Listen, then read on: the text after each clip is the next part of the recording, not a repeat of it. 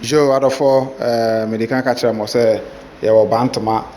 ye twa mfonyin kakra e de akere mo we ye drone view nti eboye mo na mahu ne yakoso nso wo bantama ha say ti de mo fa ye street ne so ye gugu bi man say man facelift ti ye twa bantama kro no ne efie na dan no ye de akofa ye bantama highway hono mana say high street hono na ya hwɛ ne yakoso ye be kire obiem kakra nti ye nhye ne so pa na